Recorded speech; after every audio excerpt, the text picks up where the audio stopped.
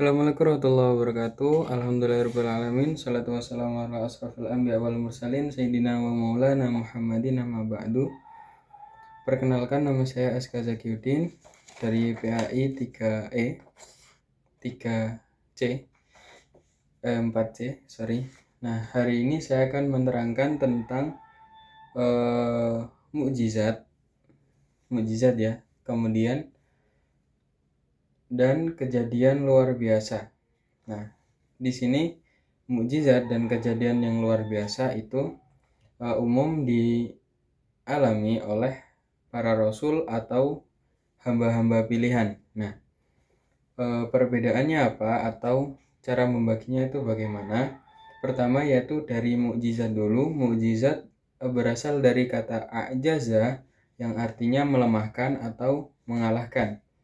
Nah, mukjizat sendiri itu dibagi menjadi dua. Nah, mukjizat kauniyah, kemudian ada juga mukjizat aqliyah. Nah, kalau mukjizat kauniyah itu mukjizat yang secara harfiah itu bisa dilihat dengan mata atau bisa disaksikan. Kauniyah, yang artinya dalam harfiah itu seperti membuat mata kita takjub. Hal itu bertentangan dengan hukum alam. Nah, contohnya apa? Ketika disambungkan dengan kisah-kisah nabi atau rasul pilihan, itu contohnya seperti Nabi Musa atau Nabi Isa alaihi salam. Kalau Nabi Musa itu ketika itu ditantang untuk melawan ular-ular, maka Allah memberi Nabi Musa mukjizat agar tongkatnya tersebut dilemparkan dan menjadi ular dan mengalahkan ular-ular para penyihir tersebut.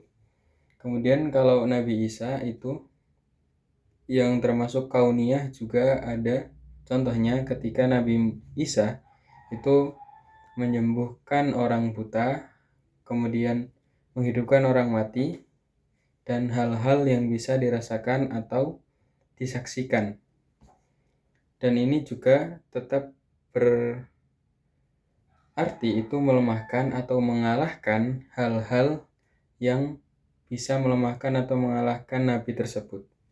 Jadi intinya diberi mukjizat oleh Allah untuk melawan atau membela nabi tersebut. Seperti itu. Kemudian macam yang kedua itu ada mukjizat aqliyah. Tadi kalau yang tadi yaitu kauniyah, yang kedua ini aqliyah, artinya secara harfiah itu dirasakannya ya dari akal aja gitu, secara nalar. Nah, di sini dijelaskan contohnya itu adalah Al-Qur'an.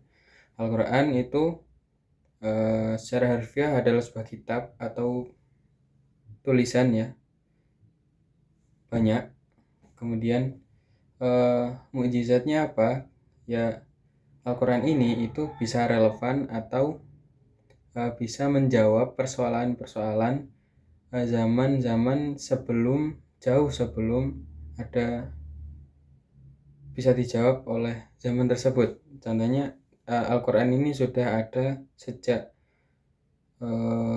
zaman dahulu, tapi persoalan yang zaman sekarang itu masih bisa relevan atau bisa berreferensi di Al-Quran tersebut.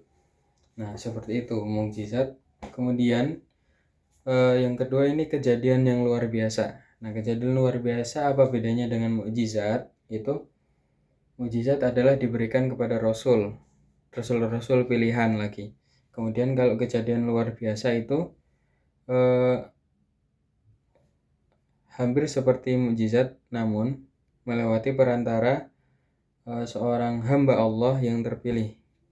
Nah, di sini rentang waktunya berbeda ya. Kalau mukjizat itu zaman-zaman ketika ada nabi dan ditutup dengan Nabi Muhammad. Kemudian kalau kejadian yang luar biasa seperti karomah ataupun barokah atau hal-hal yang lain itu setelah ketidakadaannya nabi. Contohnya zaman-zaman sekarang ada Wali Songo atau ulama-ulama itu yang memiliki karomah. Nah, seperti itu.